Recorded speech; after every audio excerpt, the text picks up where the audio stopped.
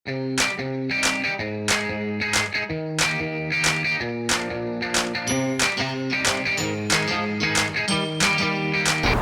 ചെങ്കളെ, എല്ലാവർക്കും മേഫും ബ്ലോഗിൻ്റെ പുതിയൊരു വീഡിയോയിലേക്ക് സ്വാഗതം. ഇന്നത്തെ റെസിപ്പി ഉണ്ടല്ലോ, ഒരു മീൻകറിയുടേതാണ്. വളരെ ഈസി ആയിട്ട് ഉണ്ടാക്കിയെടുക്കാൻ പറ്റുന്ന കോട്ടയം മീൻകറി, മുളകിട്ട മീൻകറി എന്നൊക്കെ അറിയപ്പെടുന്ന കുടംപുളിയിട്ട മീൻകറിയാണ്. വളരെ സിമ്പിളായിട്ട് ആർക്കുണെങ്കിലും ഉണ്ടാക്കിയെടുക്കാൻ പറ്റും. അപ്പോൾ ഇതുപോലെയുള്ള മനോഹരമായ വീഡിയോകൾ നമ്മൾ എന്നും ഈ ചാനൽ അപ്ലോഡ് ചെയ്യാറുണ്ട്. അതിൻ്റെ നോട്ടിഫിക്കേഷൻ കറക്റ്റായിട്ട് കിട്ടുവാൻ വേണ്ടി ആ മുകളിൽ കാണുന്ന ഫോളോ ബട്ടൺ ഒന്ന് പ്രസ് ചെയ്ത് വെച്ചിരിക്കണേ.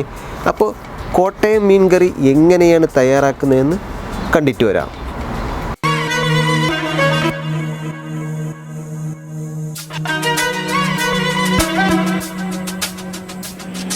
കറി ഉണ്ടാക്കാൻ വേണ്ടി കറിക്കാവശ്യമായ കുറച്ച് പുളി നമുക്കൊന്ന് വെള്ളത്തിലിട്ടൊന്ന് വയ്ക്കണം. ഇത് ഒരു കുടംപുളിയുടെ പകുതിയാണ്. ഇതിനെ ഞാൻ കട്ട് ചെയ്ത് ചെറിയ പീസുകളാക്കിയിട്ടുണ്ട്.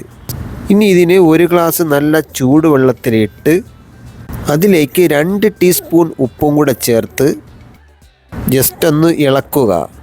ടേബിൾ സ്പൂൺ അളവിനാണ് ഉപ്പ് പറയുന്നതെങ്കിൽ 3/4 ടേബിൾ സ്പൂൺ വരും. പുളി നന്നായിട്ട് വെള്ളത്തിൽ ഇറങ്ങുന്നതിന് വേണ്ടി 10-15 മിനിറ്റ് അങ്ങോട്ട് മാറ്റി വയ്ക്കുക. ആ സമയം കൊണ്ട് മറ്റ് ഇൻഗ്രീഡിയൻസൊക്കെ തയ്യാറാക്കി എടുക്കാവുന്നതാണ്. അതിനുശേഷം ഒരു പാൻ ഒന്ന് ചൂടാക്കിയിട്ട് അതിലേക്ക് 3 മുതൽ 4 ടേബിൾ സ്പൂൺ വെളിച്ചെണ്ണ വരെ ചേർത്ത് കൊടുക്കുക. വെളിച്ചെണ്ണ അല്പം കൂടുതലുണ്ടെങ്കിൽ നല്ല ടേസ്റ്റ് ഉണ്ടാകും. എണ്ണ നല്ലപോലെ ചൂടായാൽ ഇതിലേക്ക് 1 ടീസ്പൂൺ കടുകും 1/4 ടീസ്പൂൺ ഉലുവയും ചേർത്ത് കൊടുക്കുക. ഈ കറിയിൽ ഉലുവ പൊടിയാണ് ചേർക്കുന്നതെങ്കിൽ മുളക് പൊടിയൊക്കെ ചേർക്കുന്ന അവസരത്തിൽ അതിനോടൊപ്പം ചേർത്ത് കൊടുക്കുക.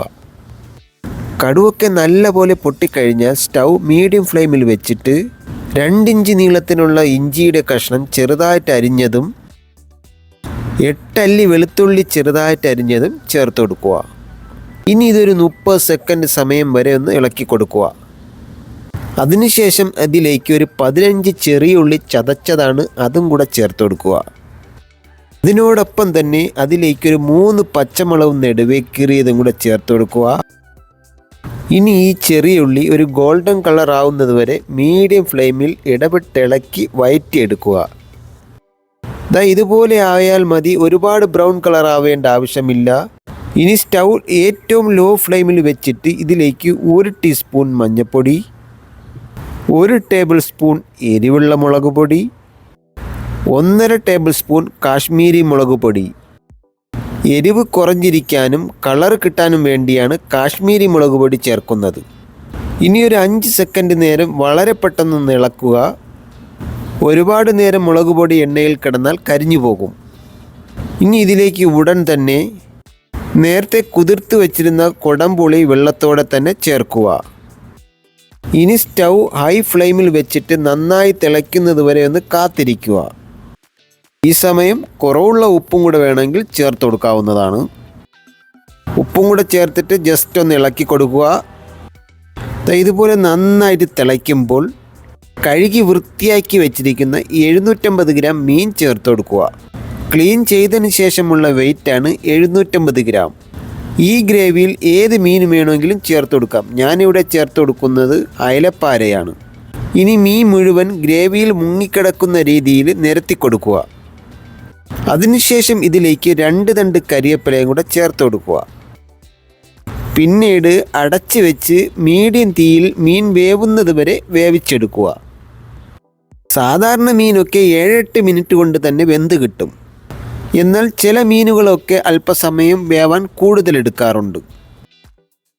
ഇപ്പോൾ ഇവിടെ ഒരു 8 മിനിറ്റ് ആയിട്ടുണ്ട്. ഈ കറി നന്നായി വെന്തിട്ടുണ്ട്.